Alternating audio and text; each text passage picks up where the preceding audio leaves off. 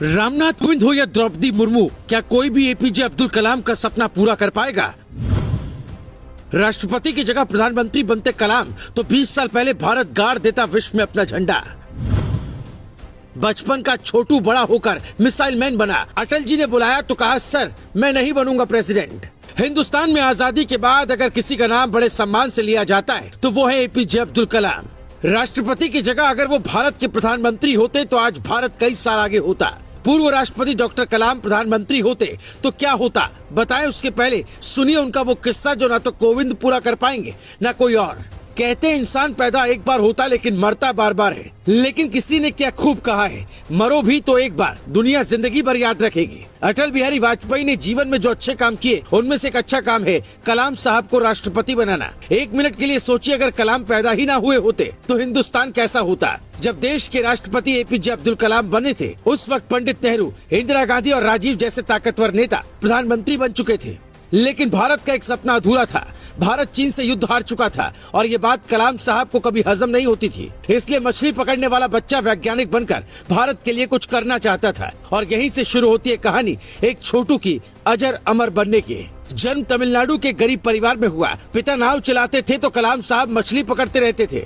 अखबार बेचा, पढ़ाई का खर्च उठाया, अखबार बांटने के साथ पढ़ते भी थे। वहीं देश बदलने का ख्याल आया। ऐसी गरीबी किसी के पास हो तो लोग मजदूर बनने के बारे में सोचते हैं। कलाम ने कहा, मैं वैज्ञानिक बनूंगा। बचपन से चिड़ियों को उड़ता देख उड़ने का मन बनाया। विंग कमांडर बनकर भारत का मान बढ़ाना चाहते थे। पायलट की वैकेंसी निकली, फॉर्म भरा। परीक्षा में 9वां स्थान था। 8 सीट थी, इसीलिए वहाँ सिलेक्शन नहीं हुआ। एक सपना टूट जाने से बहादुरों की जिंदगी में और जोश आता है, वही हुआ।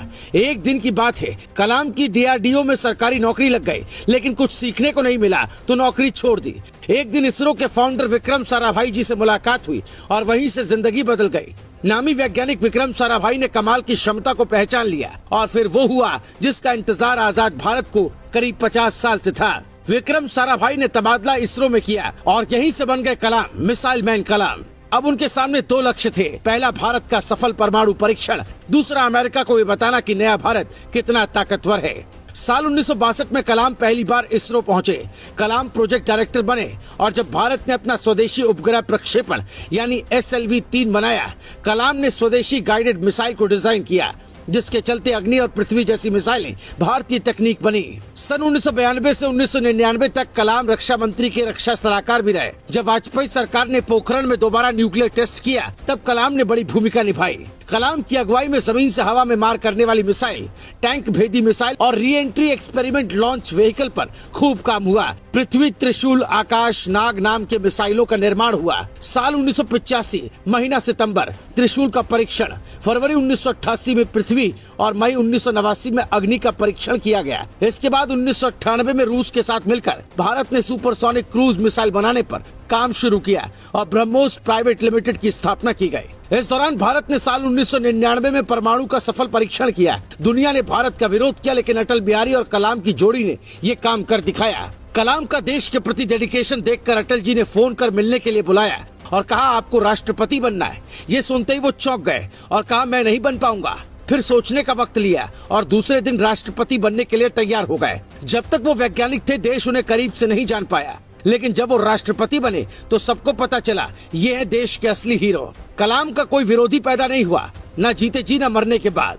पैदा हुए तो सपना देखा कैसे देश बदले और जब आखिरी सांस ली तो भी हिंदुस्तान कैसे आगे बढ़े। ये पढ़ाते पढ़ाते ऐसा लगा जैसे उनका जन्म हिंदुस्तान के किसी खास मकसद के लिए हुआ था। वो ईमानदार इतने थे कि राष्ट्रपति के कमरे में रहते थे, परिवार आता तो पूरा खर्च उठाते और सरकार को 3,52,000 का चेक तक देते। आज कोई प्रधान बन जाता है तो देश को जागीर समझता है। कलाम साहब राष्ट्रपति बनकर भी सच्चे फकीर थे।